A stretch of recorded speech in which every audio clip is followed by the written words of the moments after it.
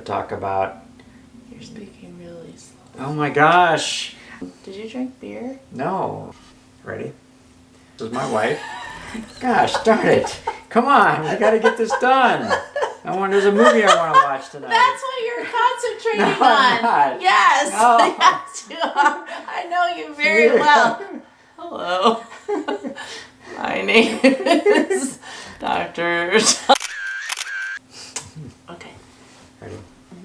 Hello everyone, my name is Dr. John Lucio. I practice integrative medicine and pain management in Jefferson City, Missouri, and this is my wife. Hi, I'm Dr. Jennifer Sue, and I practice private practice OBGYN and integrative medicine. I want to welcome you to our channel today. Happy Memorial Day to everybody. And our thoughts and prayers are those who suffered through the tornado that hit Jefferson City a few days ago. Now, if you've never joined us before, we'd love it if you'd subscribe to our channel because we love approaching medical issues from an integrative medicine perspective. And we upload one video a week. Yep. And I want to remind everybody this is a commercial-free and unbiased, and this is all our opinions are based on solid scientific evidence and as good of studies as we can find to be able to relate to you the best way to treat. And if you like our video, please give it a thumbs up. We'd appreciate it. Yep. This subject actually came at a good time. Adrenal fatigue, which is also called adrenal burnout or hypothalamic pituitary adrenal axis dysfunction. The condition itself can be caused by stress, can be environmental, it can be emotional, can be from a medical condition, and what it involves is that the body starts to use up a lot of cortisol, which is one of our stress hormones. How we're going to arrange this video tonight for you guys is I'll go through the symptoms, testing, and then with our treatment we're going to cover 6 integrative therapies. Number 1, lifestyle intervention. Number 2, nutrition intervention. Number 3, botanicals. And what 3 do you want to cover? Supplements, mind-body techniques, That's and good. what is called bioenergetic interventions. So we want to distinguish the difference between adrenal insufficiency and adrenal fatigue or adrenal burnout. Adrenal insufficiency is a medical disease. Adrenal fatigue is a syndrome, and the difference is big because the testing is different. So if you have Addison's disease or adrenal insufficiency and you think you have that, this is not what we're talking about today. What most people see with adrenal burnout is that they have low energy in the morning and at noon, and then all of a sudden around 5 p.m. or 6 p.m. they get a boost of energy. They crash after dinner, and then they get a sudden boost at 11 p.m. and it goes on to about 1 or 2 a.m. They call it their second wind. And then they're exhausted again in the morning. Even when you have an adequate night's of sleep. You also have mood irritability, or grouchier or more irritable or angry, and they might have more sugar cravings, and they might have decreased libido as well as hormone imbalance. Sometimes I think you'll see it in individuals that are burned out in their jobs, and really what they're describing is adrenal fatigue. In our practice, we use a 4-point salivary cortisol test. The cortisol is made by the adrenal gland. Cortisol is a very good hormone. It's a stress hormone. Whenever we have stress in our lives, the cortisol production in our adrenal gland goes up to manage the stress. So that if people lay more work on our desk at work, we don't get fired by saying, how come you're giving more work? Or if we're in traffic, we don't shoot somebody because they cut us off. That's cortisol working to keep us socially acceptable. So that's why if you've had chronic stressors, like he said, either psychological, emotional, physical, or mental, Or environmental. That adrenal gland has made so much cortisol all this time and over a long period of time. And it can also be with very traumatic events, so a lot in one short period of time. Yeah, sustained stress. It's not just like a 1 or 2 episode type of thing. Well, it can be 1 or 2 episodes of its extreme stress. And so then the adrenal gland does get fatigued or tired of making it. So in the morning, we should make more cortisol. That's the most that we make during the day. Then by noon it drops because we've got a lot accomplished. By 5 p.m. it's lower, and by bedtime it's the lowest, and so you rest through the night. Cortisol production is low through the night. Then you wake up, and then you should have the most cortisol in the morning, and it repeats itself every single day.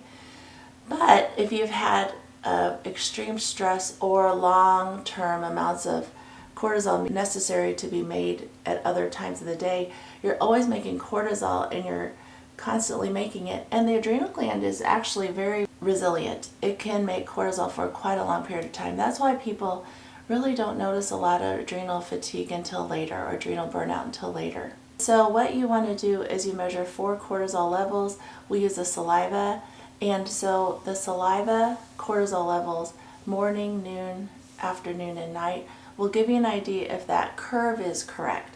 It's not actually each level that fits the within normal limit parameter, it's actually the curve, and that's how we diagnose adrenal burnout. If you're finding that your thyroid medication or treatment or your hormonal medications or treatment are not as effective as they used to be, have your doctor look for adrenal burnout, because if the adrenal gland is not working properly, it might mean that it's shunting all of your, see, everything's made from cholesterol. So cholesterol makes cortisol, progesterone, DHEA, testosterone, and all 3 estrogens. If they're shunting all the cholesterol to making cortisol, you're not giving enough cholesterol to be made for the other hormones. So if your doctor is having trouble managing thyroid or managing your hormones with therapies, have them look for that, because if you heal that adrenal burnout, you will oftentimes reverse other things and also help your doctor with managing thyroid and hormone conditions. So 6 integrative medicine treatments that you can do to help heal adrenal burnout. The first one is lifestyle, and what we tell people that have this, start to limit the amount of stress that you can. Start to say no to a lot of different things that they can say no to, because you want to rest that adrenal gland and nourish that adrenal gland. This syndrome is reversible, so we want it to be reversed, and as long as it took, for the time period it took for you to destroy that adrenal gland, is about how long it takes to reverse it. So if it's, say, a child who has had physical and emotional abuse in the household and now they're 20, they're going to have to repair all that over the next 8 to 10 years. Whereas someone who had a very traumatic event that used up a lot of cortisol right away, theirs is a little bit quicker to turn around. In addition to saying no, you don't want to do strenuous workouts, because that'll be considered more stress on the body. So what we recommend is a light walk every day. So a very light walk every day is all you get to do until this is healed. The other lifestyle interventions concerns getting a good night's sleep. Although this sounds kind of simplistic, but it's true. It's part of the process in terms of getting our adrenal glands healthy again. At least 7 to 9 hours of sleep a night, and that's a separate section of how we're going to discuss that probably in a future YouTube. Sleep. Oh, that'd be great. But yeah, and if you feel like you need to nap, make sure you take a nap, because that's not the time to power through. You really have to rest. The second thing is nutrition, and what we want you to do is just try as much as you can to avoid sugary sweets, even though this is what our body really craves because we are exhausted. Sugary snacks only increase cortisol, and that's the last thing you want, because you don't want that adrenal gland to make more cortisol. You want it to rest. The thing too is just really eliminating more of the simple carbs that you have in the diet. Also to eat more small frequent meals, as opposed to these fasting type of routines that some people are doing. Your body needs to have that replenishment and needs to avoid hypoglycemia, which is a low blood sugar. Oh, and salt restriction is not necessary. Botanicals are really useful in the treatment and to reverse adrenal burnout. These are adaptogens. They help you adapt to stress. So they are nourishing that adrenal gland to help you mount stress when it comes. One that you hear about a lot is ashwagandha, and that one is really good for people who are having difficulties falling asleep at night. And the second adaptogen is rhodiola. What's interesting between the two is we usually pick rhodiola for patients that have already an existing thyroid condition, because as your other doctors test for thyroid testing, you don't want the ashwagandha affect the thyroid test results, which it can do. There's other 3 botanicals that can be used that I don't use are glycyrrhiza and licorice. And glycerin and licorice has to be used with much caution, but the glycyrrhizin portion of the licorice root is left in this supplement, particularly for adrenal burnout.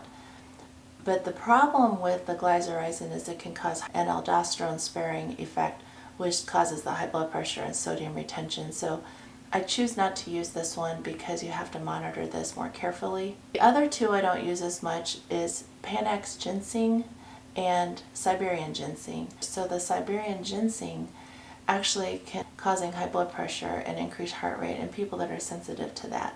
The Panax ginseng is helpful if you want to kind of cause a cortisol response. So if you need people to kind of have the little upper, that's why they use the ginseng. And so in our patients, we like to just heal the adrenal gland, and with time, that's going to let your body have more energy. And so that's why we don't use the ginsengs and the licorice root. If you've probably listened to us talk about heartburn a lot, the licorice root that we use there is deglycerinized because they've taken the glycyrrhizin out of it. So this is an important difference.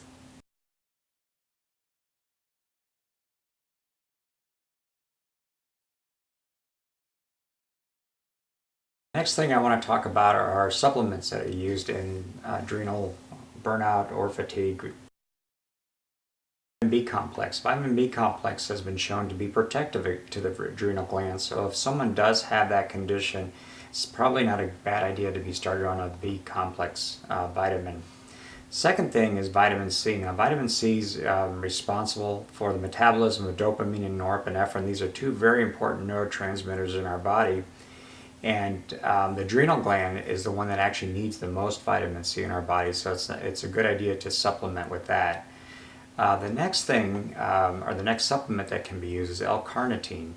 That's an interesting supplement. In some studies many studies with elderly individuals that were given L-carnitine resulted in decreased fat, increased muscle mass, increased cognitive abilities as well. So that's something that can be considered as well.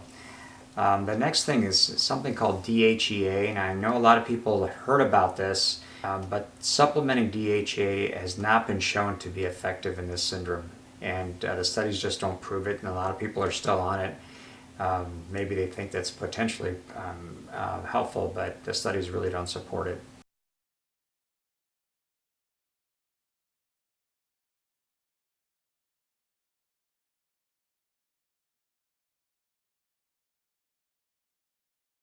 And these usually involve yoga, acupuncture, and breathing techniques. These do actually decrease stress, but in terms of how they affect the adrenal dysfunction really is unclear, and really not a lot of good studies support its use, or really not as conclusive as I would like. But we still like you to do it because it's useful. It has no harm.